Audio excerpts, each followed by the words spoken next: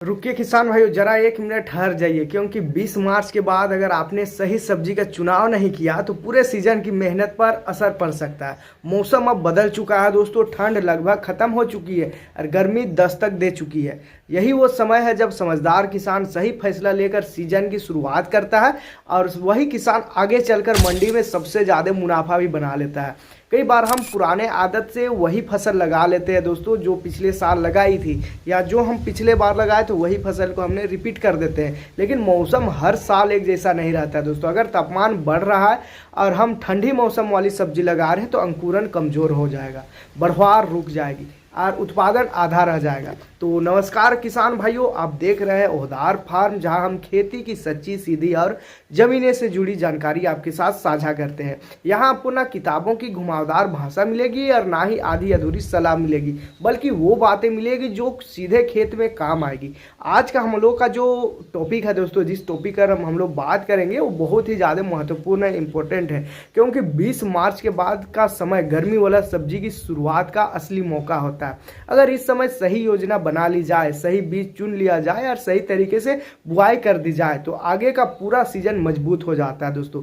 इस वीडियो में हम विस्तार से समझेंगे कि मौसम का बदलाव पर कैसे असर डालता है फसल पर, यानी मौसम का जो बदलाव है वो फसल पर किस प्रकार से अपना असर डालता है, कौन कौन सी सब्जियां इस तापमान में तेजी से बढ़ती है और किन बातों का हमें पूरा ध्यान रखना है। आप पैदावार और मुनाफा दोनों बढ़ा सकते हैं अगर कुछ कुछ बातों का आप ध्यान रखते हैं, हमारे बताए अनुसार वीडियो को पूरा फॉलो करते हैं तो। इसलिए वीडियो को पूरा जरूर देखिएगा, क्योंकि बीच में छोड़े तो जानकारी आपका छूट जाएगी दोस्तों। अगर आप चाहते हैं कि खेती से जुड़ी ऐसी ही काम की जानकारी आपको समय समय पर मिलती रहे तो अभी हमारे चैनल को लाइक कर दीजिए, वीडियो को लाइक कर दीजिए, चैनल को सब्सक्राइब कर दीजिए, अपने किसान दोस्तों के साथ शेयर करें और सब्सक्राइब करके बेल आइकन जरूर दबा दें ताकि आने वाले नई वीडियो की सूचना आपको सबसे पहले मिले दोस्तों। और सबसे जरूरी बात दोस्तों, कमेंट में जरूर बताइए कि आप 20 मार्च के बाद कौन कौन सी सब्जी लगाने की तैयारी कर रहे हैं। क्या आप भिंडी लगाना चाहते हैं, या करेला लगाना चाहते हैं, या लौकी लगाना चाहते हैं, या तोरई लगाना चाहते हैं, या फिर कुछ अलग प्लान आप कर रहे हैं। आपका एक कमेंट दूसरे किसान भाइयों के लिए भी मददगार साबित हो सकती है दोस्तों। तो चलिए किसान भाई अब शुरू करते हैं पूरी और असली जानकारी, ताकि इस सीजन में आपकी खेती बने सबसे मजबूत और सबसे मुनाफेदार। तो 20 मार्च के बाद दोस्तों, अगर आप हम लोग की जो पहली सब्जी की बात करें तो 20 मार्च के बाद अगर आप बोना चाह रहे हैं तो भिंडी गर्मी की शुरुआत का पूरा फायदा उठाती है दोस्तों। इस समय मिट्टी का जो तापमान है वो 25 से 30 डिग्री के बीच रहता है और जो अंकुरन और शुरुआती बढ़ाव के लिए बहुत अच्छा माना जाता है। अगर खेत की अच्छी तैयारी, सही किस्म और संतुलित खाद प्रबंधन किया जाए तो भिंडी कम समय में दोस्तों बढ़िया उत्पादन देने लगती है। इसे थोड़े विस्तार से हम लोग समझते हैं, यानी रोग, किस्म, उपज और लागत के हिसाब से हम लोग समझते हैं। तो सबसे पहले किस्म की बात करें दोस्तों, यानी वैरायटी की बात करें, क्योंकि बहुत सारे किसान भाइयों का कमेंट आता है कि भाई हमें वैरायटी के ऊपर भी बताओ, यानी कि जो हमें सब्जी की जानकारी दे रहे हो उसके अलावा हमें वैरायटी के ऊपर भी बताओ। तो वैरायटी की हम लोग बात करें, यानी किस्म की बात करें, तो गर्मी के हिसाब से हाइब्रिड और उन्नत दोनों तरह की किस्में उपलब्ध है दोस्तों। जो हाइब्रिड किस्म है जैसे कि सुपर गोल्डी एक आता है, फिर नामधारी 10 आता है, माहिको, ये विभिन्न किस्में हैं। सिजेंटा भी आता है, सकाटा, इंडो अमेरिकन आदि ऐसी किस्में हैं जो बहुत अच्छा उत्पादन देती है। कुछ सरकारी और उन्नत किस्मों की बात करें, क्योंकि कुछ जगह पर सरकारी बीज भी आसानी से मिल जाता है, तो परभनी क्रांति आता है, अकरा का अनामिका आता है, अकरा का अभय आता है, फिर VR6 आता है जो काफ़ी प्रगति की रहती है दोस्तों। और पूसा स्वानी जैसे किस्में गर्मी सहन करती है और वायरस के प्रति अपेक्षाकृत सहनशील भी होती है दोस्तों। अगर आपके क्षेत्र में पीला मोजेक वायरस ज़्यादा आता है तो ऐसी किस्में चुने जो येलो मीन्स मोसिक वायरस, यानी कि YVMV, जो येलो मीन्स मोसिक वायरस जो होती है दोस्तों उसको सहनशील हो, उस रोग के प्रति सहनशील हो। तो बात करें दोस्तों बीज दर और बुआई की, तो 1 एकड़ में लगभग 8 से 10 किलो के आसपास बीज लग जाता है। 3 से 4 किलो हाइब्रिड बीज आराम से लग जाता है। अगर देसी बीज लगा रहे तो छोटा रहता है, हल्का रहता है, इसीलिए वो वजन में काफ़ी ज़्यादा आ जाता है। तो कतार से कतार की दूरी की बात करें तो 1.5 से 2 फीट की दूरी रखें और पौधे से पौधे की दूरी 1 से 1.5 फीट की रखें दोस्तों। बुआई से पहले बीज को ट्राइकोडर्मा या फिर कार्बन डाइजियम से आपको उपचार कर लेना बहुत ज़्यादा जरूरी है। जो रोग लगता है फफूंदी रोग, उससे बचाया जा सकता है दोस्तों। अब सबसे महत्वपूर्ण हिस्सा है दोस्तों रोग और कीट का। तो गर्मी की भिंडी में मुख्यतः पीला मोजेक वायरस आता है जो सफ़ेद मक्खी से फैलता है। इसलिए खेत में शुरू से ही सफ़ेद मक्खी पर नियंत्रण करना बहुत ज़्यादा जरूरी है। आप पीले चिपचिपे ट्रैप या येलो स्टिकर ट्रैप आप लगाएं या ज़रूरत पड़ने पर इमिडाक्लोरोपीड या फिर थाइमोथोक्साम का नियंत्रण आप छिड़काव कर सकते हैं दोस्तों। फल छेदक की बात करें यानी कि फ्रूट ब्रोअर की हम लोग बात करें, वो भी बड़ी समस्या है जो फल में छेद कर देता है। इसके लिए समय समय पर स्निप्नोसैड या एमामेक्टिन का या बेंजोएट का आप छिड़काव कर सकते हैं।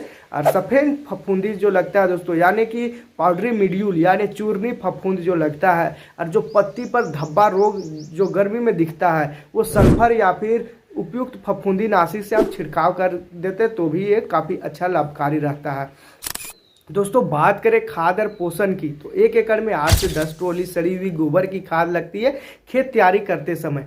और रासायनिक खाद में लगभग 40 से 50 किलो के आसपास नाइट्रोजन यानी यूरिया लगता है, 20 से 25 किलो के आसपास आपका फास्फोरस लगता है और 20 से 25 किलो पोटास देना काफ़ी अच्छा माना जाता है। दोस्तों नाइट्रोजन को 2-3 बार में टॉप ड्रेसिंग के रूप में इस्तेमाल करें यानी कि दे, जिससे पौधे की जो बढ़ाव है वो लगातार बना रहे। अब सबसे ज़रूरी बात आता है दोस्तों उपज की। अगर खेत सही तरीके से की जाए तो देसी किस्मों से भी 40 से 60 कुंटल प्रति एकड़ तक आप उपज ले सकते हैं। और हाइब्रिड से बात करें दोस्तों तो 70 से 100 कुंटल प्रति एकड़ तक का उत्पादन हम आराम से निकाल सकते हैं। दोस्तों तुराई की बात करें तो 2 से 3 दिन के अंतराल पर तुराई करते हैं। इससे नई जो फलियां हैं वो लगातार बनी रहती है, मतलब फलियां तेजी से निकलती है। अब बात करें दोस्तों इसमें लागत कितना आ जाता है यानी कि कॉस्ट की बात करें, 1 एकड़ भिंडी लगाने में लगभग आपका 20 से 25,000 खर्चा आ जाता है। हाइब्रिड बीज थोड़ा महंगे होते हैं इसलिए लागत बढ़ जाती है दोस्तों। अगर बाजार भाव आपको 20 से 30 रुपया प्रति किलो भी मिल रहा है तो अच्छा मुनाफा निकल जाता है। सीजन की शुरुआत में भाव अक्सर ज़्यादा रहता है जिससे फायदा बढ़ भी जाता है। दोस्तों अगर सिंचाई, कीट नियंत्रण और समय समय पर तुराई का आप ध्यान रखते हैं तो 20 मार्च के बाद लगाई हुई भिंडी किसान को 2 से 3 महीने तक लगातार आमदनी भी देती रहती है। मार्च के आखिरी सप्ताह में दोस्तों अप्रैल तक आप आराम से इससे उत्पादन भी ले सकते हैं, जिससे मंडी में रेट भी ज़बरदस्त रहता है दोस्तों।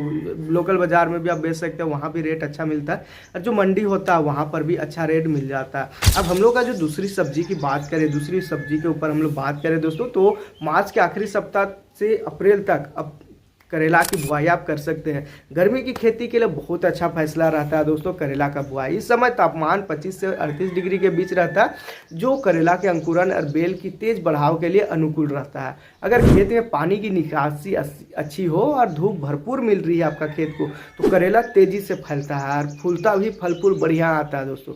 अब इसके फल फूल बहुत अच्छा आता है। तो खास बात का आपको ये ध्यान रखना है कि आप इसे मचान यानी कि ट्रेलिस पद्धति से लगाते हैं तो उत्पादन आपका बढ़ जाता है, गुणवत्ता काफ़ी अच्छा रहता है, तुराई भी बहुत ज़बरदस्त रहता है। तीनों में फ़ायदा ज़बरदस्त मिलता है अगर आप इसे मचान यानी कि तार बांस की सहायता से ऊपर की ओर ले जाते हैं। सबसे पहले किस्मों के ऊपर हम लोग बात करें, गर्मी के मौसम के लिए कई उन्नत और हाइब्रिड किस्में उपलब्ध होती है। तो उन्नत किस्मों में पूसा 2 मौसमी आता है, पूसा विशेष आता है, आकरा का हरित आता है, कोयम्बटूर लौंग जैसी अच्छी किस्में मानी जाती है। हाइब्रिड में माहिको का आता है, नामधारी आता है, फिर सिजेंटा आता है, फिर ईस्ट वेस्ट जैसे कंपनियां के हाइब्रिड ज़्यादा उत्पादन देते हैं और फल एक समान आते हैं। लेकिन अगर बाजार लंबा है और गहरे रंग का करेला पसंद करता है तो उसी के अनुसार आपको किस्मों का चुनाव करना है, क्योंकि सब जगह का दोस्तों बाजार अलग होता है तो वहाँ पर जो मांग है वो भी कहीं ना कहीं अलग होता है। कहीं पर छोटे साइज का जो करेला आता है जिसे चूहा करेला भी बोला जाता है दोस्तों, उसका भी मांग रहता है। कहीं पर लंबे जो करेला आता है जो भैरता के रूप में बनाया जाता है उसका भी मांग रहता है, जूस वाले में अलग मांग रहता है। तो ये आप बाजार अपना जो बाजार है उसको देख करके आप करते हैं तो बहुत अच्छा ये विकल्प रहता है। दोस्तों बीज की दर की हम लोग बात करें तो 1 एकड़ में लगभग 1 से 1.5 किलो के आसपास बीज पर्याप्त होती है। बुआई के पहले बीज को 8 से 10 घंटे पानी में आपको भिगो करके रखना है, जिससे अंकुरन जल्दी होता है, एक समान होता है। कतार से कतार की बुआई की हम लोग बात करें तो दूरी आपको 5 से 6 फीट और पौधे से पौधे की दूरी आपको 1.5 से 2 फीट रखना है, क्योंकि करेला की बेल फैलने वाली चीज़ है दोस्तों, ये बहुत तेज़ी से फैलती भी है तो इसके लिए दूरी आपको मेंटेन करके। कतार से कतार की बुआई की हम लोग बात करें तो दूरी आपको 5 से 6 फीट और पौधे से पौधे की दूरी आपको 1.5 से 2 फीट रखना है, क्योंकि करेला की बेल फैलने वाली चीज़ है दोस्तों, ये बहुत तेज़ी से फैलती भी है तो इसके लिए दूरी आपको मेंटेन करके रखना है। अब बात करें दोस्तों मचान पद्धति की, यानी कि मचान हिसाब से आप कैसे बना सकते हैं। दोस्तों अगर करेला ज़मीन पर फैलता है तो फल मिट्टी से लग करके ख़राब हो जाता है, रोग कीट ज़्यादा लगते हैं और तुराई में भी दिक्कत होती है।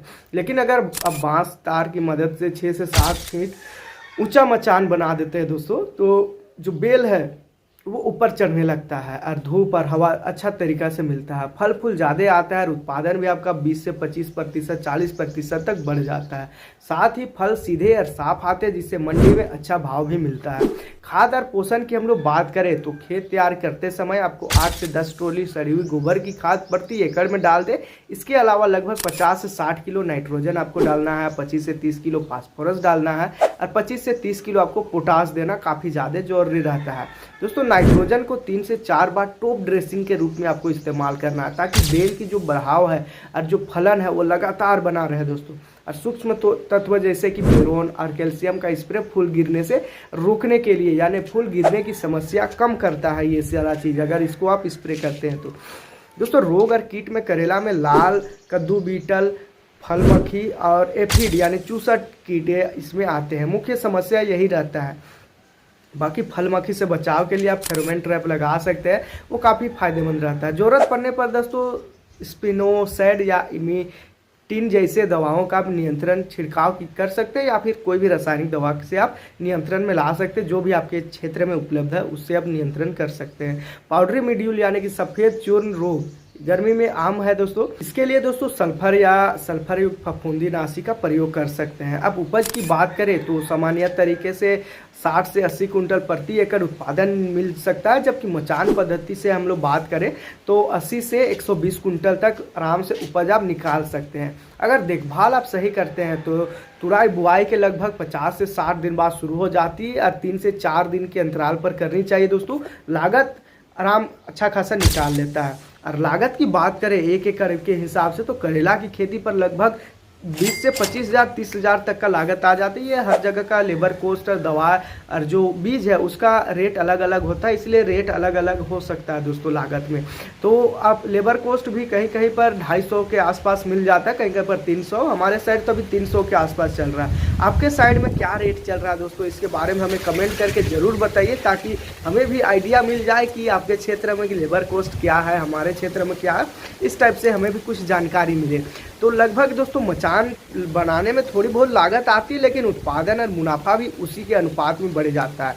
अगर बाजार में 20 से 30 रुपये प्रति किलो का औसत भाव भी मिल रहा है तो अच्छा लाभ निकाला जा सकता है। और सीजन की शुरुआत में भाव इससे भी ज़्यादा मिल सकता है दोस्तों।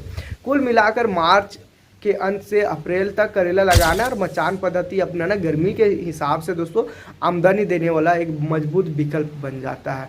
दोस्तों अगला फसल की हम लोग बात करें जो तीसरे नंबर की फसल है, तो 20 मार्च के बाद अब तापमान लगातार बढ़ रहा है दोस्तों।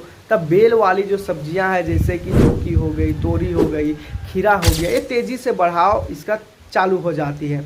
इन फसलों को दोस्तों 25 से 38 डिग्री तापमान काफ़ी पसंद रहता है, और जितना अच्छा धूप मिलेगी उतना बेहतर फूल और फलन होगा इससे। अगर खेत की मिट्टी हल्की दोमट हो, पानी रुकने की समस्या ना हो और जैविक खाद भरपूर डाली गई हो तो ये गर्मी में लगातार आमदनी देने लगता है दोस्तों। सबसे पहले मिट्टी और खेत की तैयारी आपको समझ ले। इन तीनों फसलों को अच्छी जल निकासी का रहना बहुत ज़्यादा जरूरी है। पानी खड़ा हो गया तो जड़ सड़न और फफूंदी रोग बढ़ जाते हैं, इसलिए खेत की गहरी जुताई आप करके भुरभुरी मिट्टी तैयार कर ले और 3 से 4 ट्रॉली गोबर की सड़ी हुई खाद आपको प्रति एकड़ के हिसाब से मिला दे। अगर संभव है दोस्तों तो उठी हुई मेड़ या बेड बनाकर बुआई करें, जिससे पानी का निकास बेहतर रहता है और जड़ भी काफ़ी मजबूत बनता है। अब अगला फसल की हम लोग बात करें, यानी कि बात करें अलग अलग फसलों की, तो लौकी की बात करें तो गर्मी की सबसे भरोसेमंद बेल वाली ये फसल मानी जाती है दोस्तों। इसकी जो उन्नत किस्मों में पूसा का नवीन आता है, पूसा का समृद्धि आता है, आगरा का बहार आता है और कई हाइब्रिड किस्में अच्छा उत्पादन देती है। 1 एकड़ में लगभग 1.5 से 2 किलो के बीज इसमें पर्याप्त आराम से लग जाते हैं। और कतार से कतार की दूरी की बात करें तो 6 से 8 फीट, और पौधे से पौधे की दूरी की बात करें तो आप 1.5 से 2 फीट आप रख सकते हैं दोस्तों। 6 से 8 पीस कतार से कतार और पौधे से पौधे आपको 1.5 से 2 फीट रखना है। दोस्तों 45 से 55 दिन में तुड़ाई शुरू हो जाती है। अगर मचान पद्धति आप अपनाते हैं तो फल सीधा रहेगा, लंबा रहेगा और साफ मिलता है और उत्पादन आपका 80 से 120 कुंटल प्रति एकड़ तक जा सकता है। इसके साथ हम लोग अगला फसल की बात करें तो तोरई है दोस्तों। इसे भी समय तेज़ी से बढ़ता है, इसका जो समय है दोस्तों बहुत तेज़ी से बढ़ता है। इससे भी अच्छी धूप और हल्की मिट्टी काफ़ी अच्छा पसंद करती है दोस्तों। बीज दर की बात करें तो 2 से 2.5 किलो बीज प्रति एकड़ में लग जाता है। दूरी की बात करें तो 5 से 6 फीट कतार से कतार और 1.5 से 2 फीट पौधे से पौधे आपको रखना है और 40 से 50 दिन में तुड़ाई शुरू भी हो जाती है। सही देखभाल से 60 से 100 कुंटल तक प्रति एकड़ तक उत्पादन भी आप निकाल सकते हैं। दोस्तों अगला जो फसल है वो है हमारा खीरा की खेती।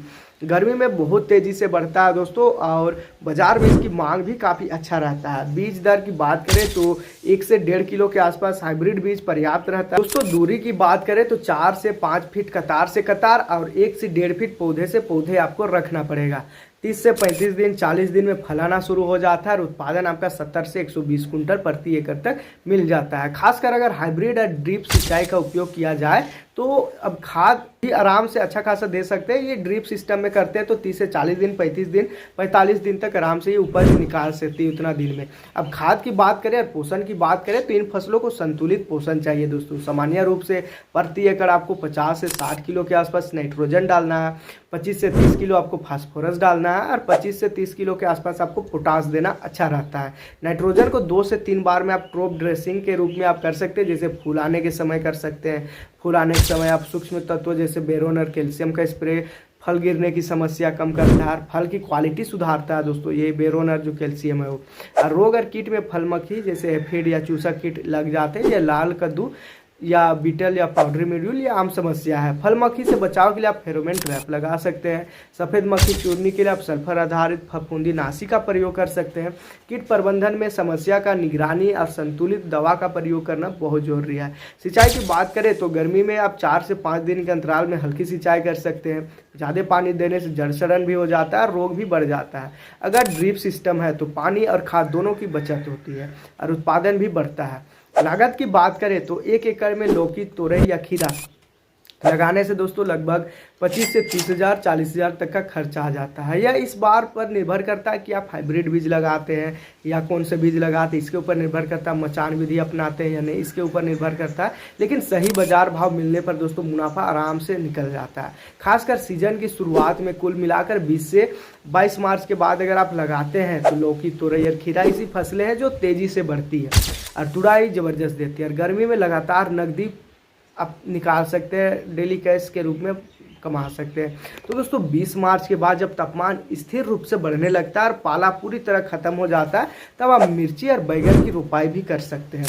ये बहुत ही अच्छा और बहुत ही कम समय में निकल जाता है दोस्तों। खासकर तब जब अपने 25 से 30 दिन पहले नर्सरी तैयार कर ली हो। इस समय रोपाई करने से दोस्तों पौधे तेज़ी से जड़ पकड़ लेते हैं, बढ़ाव इसका मजबूत होता है, शुरुआती फलन काफ़ी अच्छा रहता है। तो सबसे पहले नर्सरी की स्थिति को हम लोग समझ ले दोस्तों। तो मिर्ची और बैगन की पौधे 25 से 35 दिन की होनी चाहिए और पौधा आपका 4 से 6 पत्ती वाला होना चाहिए। तना मजबूत और रोग मुक्त होना चाहिए। रोपाई के 2 से 3 दिन पहले आपको हल्की सिंचाई करना बंद कर देना चाहिए ताकि पौधा सख्त हो जाए और खेत में शौक कम लगे दोस्तों। अब बात करें दोस्तों खेत की तैयारी की तो दोनों फसलें हल्की से मध्यम रोपाई या दोमट मिट्टी में अच्छी रहती है। जहां जल निकासी बढ़िया होता है, खेत की गहरी जुताई करके आप 2 से 3 ट्रैक्टर गोबर की सड़ी हुई खाद मिला देते हैं तो रोपाई उठी हुई क्यारी या बेड़ पर आप करते हैं तो पानी जमने की जो समस्या है वो नहीं होगी और जड़ इसका स्वस्थ रहेगा। दोस्तों मिर्ची की बात करें तो दूरी आप 2 से 2.5 फीट रख सकते हैं। कतार से कतार 1 से 1.5 फीट की दूरी पर पौधे लगा सकते हैं। और हाइब्रिड किस्मों में बात करें तो एंडम 5, माहिको, सिजेंटा, ईस्ट-वेस्ट जैसे कंपनियां की अच्छा उत्पादन देती है। और उन्नत किस्मों में पूसा ज्वाला है, अर्का मेघना है, काशी अनमोल जैसे लोकप्रिय किस्में जो भी काफ़ी अच्छा उपज देती है। खाद प्रबंधन में प्रति एकड़ लगभग 60 से 70 किलो के आसपास खाद लग जाता है। नाइट्रोजन 30 से 40 किलो लग जाता है। फास्फोरस की बात करें तो 30 से 40 किलो, उसमें भी पोटास लग जाता है। नाइट्रोजन को 2 से 3 बार में आपको टॉप ड्रेसिंग के रूप में देना है, यानी शुरुआत में दे रहे हैं फिर उसके बाद निराई गुड़ाई कर उस टाइम दे रहे हैं, फिर जब फल उसमें लग रहा है उस टाइम दे रहे हैं। सूक्ष्म तत्वों की बात करें तो कैल्शियम बोरोन का स्प्रे करने से फूल झड़ना कम हो जाता है। और इसमें कुछ मुख्य रोग है उसके ऊपर हम लोग बात करें दोस्तों तो लीफ कर्ल वायरस आता है, थ्रिप्स आता है, माइट्स आता है, एंथ्रेनोज करके आता है। फिर सफ़ेद मक्खी थ्रिप्स पर शुरुआती नियंत्रण करना बहुत ज़्यादा जरूरी है क्योंकि यही वायरस फैलाता है दोस्तों। और पीला नीला आप स्प्रे आप लगा सकते हैं, जो स्टिकी स्ट्रैप भी आप लगा सकते हैं। ज़रूरत पड़ने पर जो रासायनिक दवा है उसका भी आप इस्तेमाल कर सकते हैं। उपज की बात करें तो 8 से 80 से 120 कुंटल तक उपज प्रति एकड़ में हरी मिर्च निकाल लेती है अगर देखभाल सही रहा तो। दोस्तों बैगन की हम लोग बात करें तो जिसकी दूरी आपको 2 से 3 फीट कतार से कतार रखनी है और 1.5 से 2 फीट पौधे से पौधे आपको रखनी है। उन्नत किस्मों में पूसा का पर्पल आता है, लौंग आता है, पूसा कृष्णा आता है, अकरा निधि आता है, काशी तरु जैसे अच्छी किस्में मानी जाती है। वही जगह हाइब्रिड किस्मों की बात करें जिसका उत्पादन एक समान फल देती है। और खाद प्रबंधन मिर्चा जैसा ही रखना है दोस्तों, लेकिन बैगन को थोड़ा ज़्यादा नाइट्रोजन की ज़रूरत पड़ती है ताकि पौधा मजबूत और फलन लंबा चले। इसका कुछ मुख्य कीट के ऊपर हम लोग बात करें तो फल और तना छेदक आता है, इसके लिए फेरोमोन ट्रैप आप लगा सकते हैं। और जो बहुत ज़्यादा जरूरी है दोस्तों, ये कम खर्चा में अच्छा खासा जो रोग है उसको कंट्रोल कर सकता है। संक्रमित टहनियों को समय समय पर तोड़ करके आप हटाते जाए। और रोग में बैक्टीरियल विल्ट और फफूंदी प्रमुख है, इसलिए जल निकासी और फसल चक्र का आपको ध्यान रखना है। उपज की बात करें तो 100 से 150 कुंटल प्रति एकड़ तक आराम से उपज मिल जाता है, खास करके हाइब्रिड में। और सिंचाई की या देखभाल की हम लोग बात करें दोस्तों तो रोपाई के तुरंत बाद हल्की सिंचाई आपको करना है। गर्मी में 5 से 7 दिन के अंतराल पर पानी देना है। मल्चिंग प्लास्टिक या ऑर्गेनिक तरीका से करने से नमी बनी रहती है दोस्तों, खरपतवार कम होता है और उत्पादन भी लगातार बढ़ती है। तो 1 एकड़ मिर्ची या बैगन की खेती पर लगभग दोस्तों 5,000 से लेकर के 10,000, 15,000, 20,000 तक खर्चा इसमें आ जाता है। ये अलग अलग जगह के हिसाब से रहता है। ये हाइब्रिड के ऊपर निर्भर करता है, ड्रिप के ऊपर निर्भर करता है। तो ये तार बांस में भी आप बांध रहे हैं, यानी कि इसका जो टहनियाँ है उसको भी आप सहारा देकर बांध रहे हैं, उस सब में निर्भर करता है खर्चा आप कितना बढ़ा रहे हैं। अगर बाजार भाव सही मिल रहा है तो अच्छी कमाई आप कर सकते हैं क्योंकि ये फसलें 4 महीना तक आराम से लगातार फसल देती है। कुल मिलाकर बात करें अगर आपने पहले से नर्सरी तैयार कर रखी है तो 20 मार्च के बाद मिर्च और बैगन की रोपाई करके आप गर्मी के पूरे सीजन में लगातार आमदनी भी ले सकते हैं। वीडियो बस यहीं तक था दोस्तों। वीडियो ख़त्म करने से पहले एक छोटा सा बात आप सुन लीजिए क्योंकि यही वो समय है जब फसल का चुनाव ही तय करता है कि इस सीजन में आपकी जेब भरेगी या फिर खर्चा बढ़ेगी। मार्च के बाद का मौसम मौका देता है जो किसान समझदारी से भिंडी, करेला, लौकी, तोरई, खीरा, मिर्चा या बैगन की सही प्लानिंग करता है वो पूरे सीजन में लगातार आमदनी कमाते रहता है। तो याद रखिए दोस्तों, खेती में जानकारी ही सबसे बड़ी ताकत है। तो आप देख रहे हैं होदार फार्म, जहां हम खेती की असली ज़मीन से जुड़ी और काम की बातें आपके साथ शेयर करते हैं दोस्तों, ताकि हर किसान भाई आत्मनिर्भर हो सके और मजबूत बन सके। अगर आपको आज का ये वीडियो, आज का ये जानकारी काम का लगा तो वीडियो को लाइक ज़रूर कर दीजिए। अगर आप अपने किसान भाई के साथ हमारा वीडियो शेयर करते हैं तो उसको भी शेयर कर दीजिए। और ऐसे ही खेती से जुड़ी सटीक जानकारी पाने के लिए दोस्तों चैनल को सब्सक्राइब करना बिल्कुल ना भूलें। चैनल को सब्सक्राइब करके बेल आइकन दबा दें ताकि हर नई वीडियो सबसे पहले आप तक पहुँचे दोस्तों। और अब आपसे 2 सवाल है दोस्तों कि कमेंट में आप ज़रूर बताइए कि इस समय आप कौन कौन सी सब्जी लगा रहे हैं या लगाने वाले हैं। और मेरा ये वीडियो आप कहाँ से देखते हैं दोस्तों, किस ज़िले से, किस राज्य से देखते हैं, ये बारे में आप हमें कमेंट जरूर कीजिए। आपका ये कमेंट हमें और भी प्रेरणा देता है दूसरे किसान भाइयों को कि सही दिशा कैसे दिया जाए।